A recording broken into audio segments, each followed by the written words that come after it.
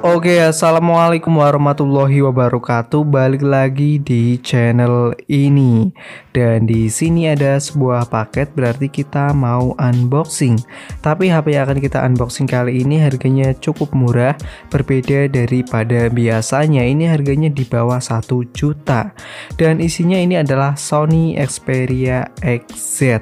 Ini XZ biasa, nggak pakai XZ1, XZ Premium atau XZ2 atau XZ3. Ini XZ biasa. Untuk harganya sendiri ini berkisar di 500.000 sampai dengan 800.000 rupiah. Itu seperti biasa tergantung kondisi, kelengkapan, serta minusnya apa.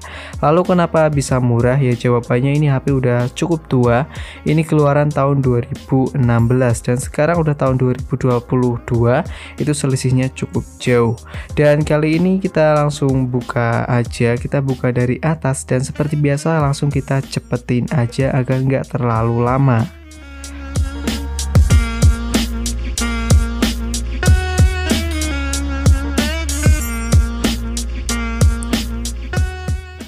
Nah, ini dia HP-nya. Kalau kita lihat desainnya sekilas ini mirip seperti Sony Xperia XZ1 atau XZ Premium.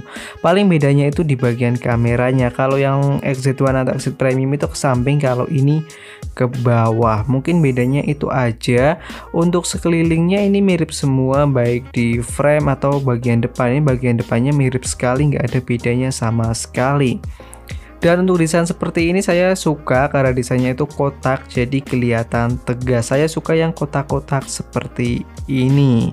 Dan paling bedanya ada satu lagi, ini ada border bawahnya. Kalau XZ1 atau XZ Premium enggak ada border seperti ininya.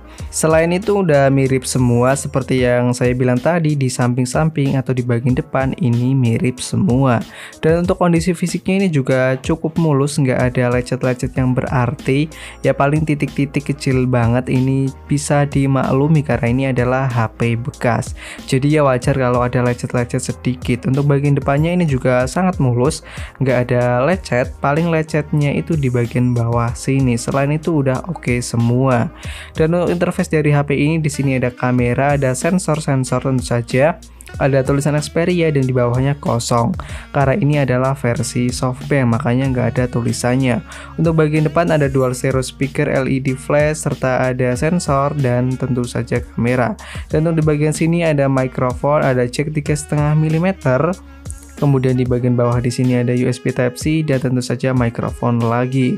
Untuk di sebelah sini ada tombol power yang menyatu dengan fingerprint. Ini cukup bagus dan hidup ternyata.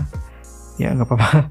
Kemudian di sini ada tombol shutter kamera, maksudnya di sini. Kemudian volume up dan volume down. Kemudian di sebelah sini ada slot SIM. Ini slot SIM-nya kita coba buka dan ini hanya single SIM dengan micro SD aja. Jadi ini bukan yang versi dual SIM. Kalau dual SIM pun itu harganya cukup mahal.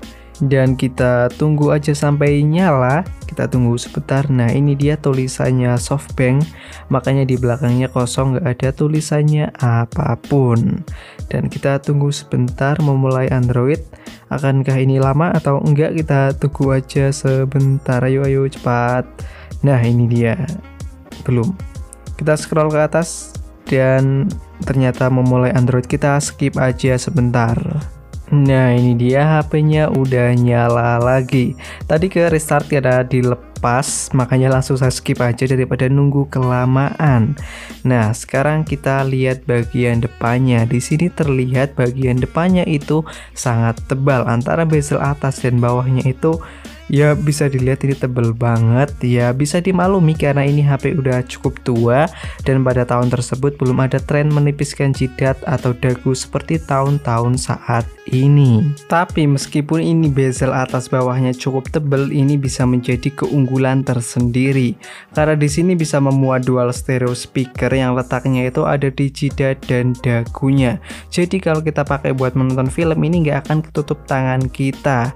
Dan sepengalaman saya, kualitas speaker dari HP ini juga sangat bagus, apalagi jika kita bandingkan dengan harganya yang sekarang di bawah 1 jutaan. Kemudian kualitas layar dari HP ini juga sangat-sangat bagus. Di sini bisa dilihat sekilas saja, kalian pasti udah tahu bahwa kualitas layar dari HP ini itu bukan kaleng-kaleng, dan ketajamannya pun ini sangat bagus. Di sini bisa dilihat detailnya itu terlihat dengan sangat jelas, dan untuk warnanya pun ini juga sangat gonjreng. Di sini bisa dilihat ini tuh warnanya sangat-sangat bagus meskipun ini pakai panel IPS. Untuk view angle-nya ini juga cukup luas, bisa dilihat dari berbagai macam sisi dan kelihatan dengan sangat jelas. Nggak seperti layar-layar HP murah di harga di bawah 1 jutaan. Dan sedikit cerita, dulu teman saya mengira bahwasanya HP ini itu pakai panel AMOLED atau OLED. Kenapa begitu? Karena layar dari HP ini itu saat menampilkan warna hitam begitu pekat. Nanti kita coba aja, tapi sayangnya di HP ini itu nggak ada mode gelapnya. Kita masuk ke keyboard aja, setahu saya di keyboard itu ada tema gelapnya. Dan di sini bisa dilihat warnanya itu memang begitu pekat di bagian hitamnya. Ya pantas saja teman saya mengira bahwasannya HP ini itu pakai layar OLED. Dan sekarang kita cek responsivitas layar dari HP ini. Nah, di sini sangat bagus, nggak loncat-loncat. Sekarang giliran kita coba buat ngetik. Nah, buat ngetik pun ini kerasa enak, nggak delay atau nggak apapun, ini masih sangat bagus. Meskipun getarannya itu masih terasa biasa aja ya, bisa dimaklumi ini HP udah cukup tua. Dan sekarang kita cek Androidnya, sekarang berada di Android berapa, masih bisa update atau enggak. Dan di sini bisa dilihat ini masih Android 6.0.1. Dan ini adalah Android Marshmallow, padahal saat ini udah sampai Android 12. Tapi sepengetahuan saya ini masih bisa diupdate sebenarnya sampai dengan Android Oreo. Tapi sepertinya ini update-nya butuh trik khusus karena ini adalah versi Jepang. Nanti kita coba di video reviewnya masih bisa update atau enggak. Jadi kalian tunggu aja sampai dengan video review dibuat. Kemudian untuk UI dari HP ini juga sangat Sony yang terkenal sederhana dan dekat dengan stok Android. Di sini bisa dilihat UI-nya itu ya seperti ini. Kemudian untuk bloatware ini juga udah pada dihapusin, paling sisa beberapa.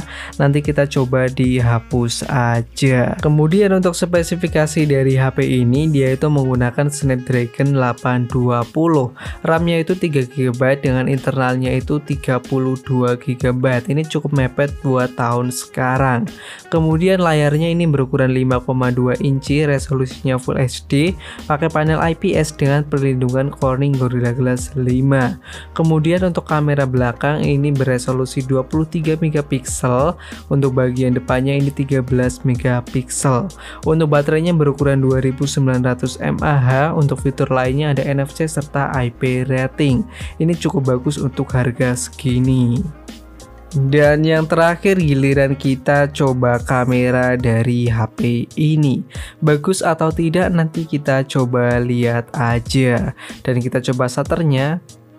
Dan ini shutternya kerasa cukup lambat. Dan ini dia delay sekali. Ya ini bisa dimaklumi karena ini adalah HP yang udah cukup tua, jadi ya akan kerasa cukup lambat. Dan menunya di sini juga sangat standar Sony, nggak aneh-aneh. Tapi sekarang kita akan coba mode autonya aja ya, karena ini adalah video first impression, jadi nggak perlu ribet-ribet. Kita coba yang simple-simple aja. Dan sekarang kita coba foto beberapa barang di sini. Nah ini dia. Dan ini fokusnya juga cukup halus, nggak jeda-jedut, ini bagus sekali. Kita coba beberapa foto aja. Dan sekarang giliran kamera depannya.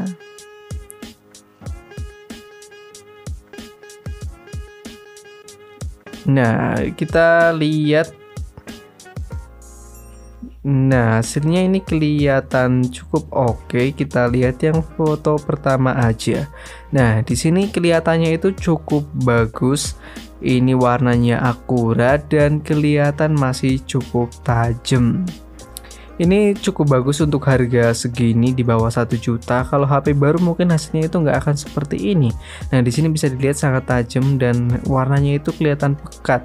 Berarti penangkapan dari kamera ini itu cukup bagus. Dan kamera depannya di sini, wah ini sih bagus. Untuk harga segini nih kameranya udah bagus banget, natural dan tajam meskipun kayak kesannya noise, tapi kalau dilihat ini kelihatan cukup oke. Nah, di sini benjolan di muka saya seperti biasa ini kelihatan dengan cukup jelas. Dan untuk kamera ini sih impresi pertamanya udah bagus banget untuk harga segini. Dan mungkin videonya sekian aja, untuk full reviewnya kalian bisa tunggu beberapa hari atau beberapa minggu ke depan. Dan jika kalian berminat seperti biasa linknya ada di deskripsi, tapi kalian harus tahu resiko membeli HP limbah Jepang. Sekian dari saya, apabila ada kesalahan saya mohon maaf. Jangan lupa like, komen, dan subscribe. Terima kasih. Wassalamualaikum warahmatullahi wabarakatuh.